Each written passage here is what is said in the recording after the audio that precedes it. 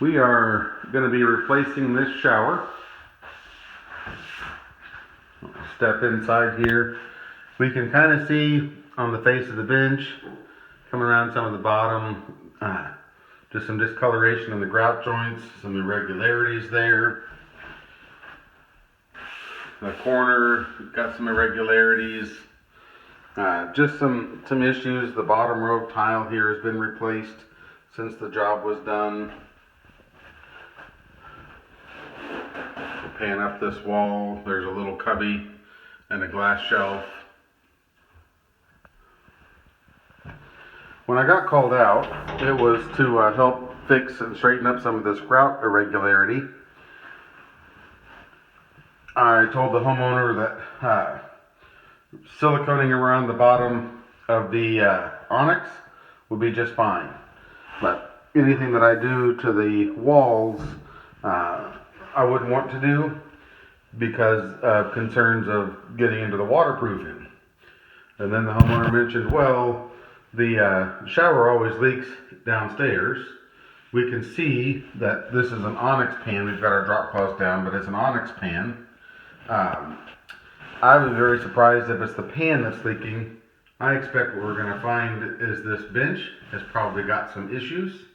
And so the bench is going to be our likely culprit of water penetration into the basement. So we're going to make sure to take a good look at that and see what's going on there. So we'll get this out and then we'll do another video when we see what's under the bench. We're also going to be replacing this grab bar here with one of our nice tileware grab bars. We got our tiled shower out. You can see all the damage underneath from the leaking of the bench. See the water spots on the top of the bench where it was getting wet. We can see from the repair that was done where they kind of hit with into the studs a little bit. You can see the discoloration there on the studs where moisture was getting between the layers. Pan around. It is that way everywhere.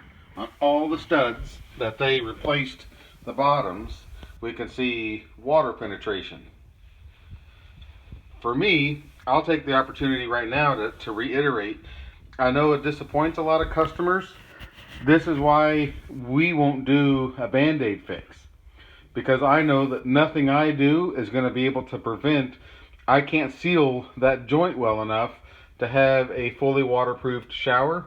And it's just a matter of time before something comes back and you get a discoloration. That might have been a contributing factor to some of the leak. I don't know.